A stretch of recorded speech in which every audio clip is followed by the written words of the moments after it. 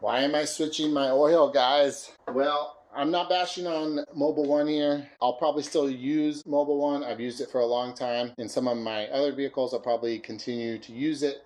However, if you have a modern day direct injection vehicle, like most modern cars are, like this Mazda CX-9 here, this could be the solution to your carbon buildup issues. And again, this is a universal problem on all direct injection vehicles. If you're not familiar, guys, direct injection is where the fuel injector sprays fuel directly into the cylinder, directly into the combustion chamber, versus in the intake port at the back of the valve, which is a port injection. That's what most cars used to be. On a port injection vehicle, the atomized fuel spraying at that valve both cools and cleans that valve off. There'll be a little bit of buildup on a car with, high miles, but nowhere to the level that you'll see on any modern direct injection vehicle. On a direct injection vehicle, it's just air flowing past that valve, and those valves get very hot and that carbon gets baked on there. I mean, it is on there good. So what can you do about it? Well, there's a few things. You can either manually go in there and clean that stuff off. You can pay someone to do it, or you can do it yourself, which involves removing the intake manifold from the car so you can physically see into the intake ports and see those valves. And you can take a pick and some different tools and literally scrape the carbon off. You can make sure that the valves are closed, spray some cleaners in there, some solvents to help clean that stuff off. And you just do that over and over till it's clean. On a 4-cylinder car, once the intake manifold's off, because that's going to vary obviously with every car out there, but once you have access to the valves, I would say you could do all 4 probably within an hour, but then you got to put everything back on, right? So it's a multi-hour job. Not that hard really, but I think you can pay pros to do it for probably going to cost you over $500, should be less than $1,000, I would think. But this might be the solution right here. I've seen a lot of different videos. I really nerd out on this stuff sometimes. There's a few bigger channels out there that I watch where they really take a scientific approach to it. They do oil lab analysis and all sorts of stuff. They put, borescopes down there to look at stuff. And I've seen it time and time again. It seems to work. I've even seen people just put it in a vehicle that was neglected and had significant sludge, and it helps to clean out a lot of that sludge. It obviously takes more than one oil change, but it's pretty amazing what I've seen it do. I've seen enough that I'm sold on it. This car now has about 25,000 miles on it.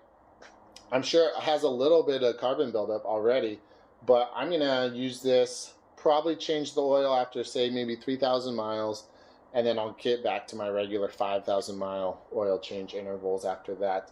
If you have a higher mileage vehicle that the valves have never been cleaned on it, I would recommend maybe running this oil for 1,000 to 2,000 miles, then changing your oil, maybe running it for 3,000 to 4,000, and then getting back to your regular oil change intervals after that. Reason being, if this stuff works as good as it seems to, there could be some fairly large chunks at first that start to break off, and these are not soft, like they're not soft at all. These are very hard chunks. They are not going to easily squish down or anything. And you don't want that floating around in your oil for very long. It could get lodged somewhere where it shouldn't be and potentially cause a problem.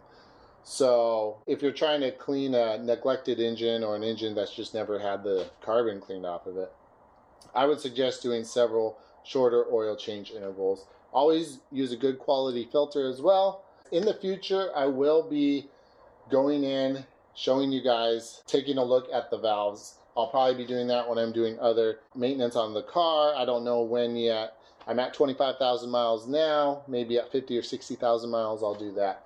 But so at some point in the future, you will see real proof of how good that this stuff works. Prior to me doing any cleaning, if I need to do any cleaning, I'll probably also get a borescope at some point. That's a tool I don't have right now. Otherwise, I would at least shove it into the cylinder head to show you what it looks like right now. Should be pretty clean in there. I don't have any sludge or anything build up, but I'm sure there's a little bit of carbon buildup starting. Again, the valves are going to be the worst spot for that. So we're going to test this. I know several people have already done tests with this stuff. I just wanted to share with you guys, tell you what my plan is moving forward. this could be the solution for any modern direct injection vehicle. And by modern, I mean anything made in like the last probably 10 years, most of the vehicles. Some of the modern day cars, there's a few out there that have both direct and port injection.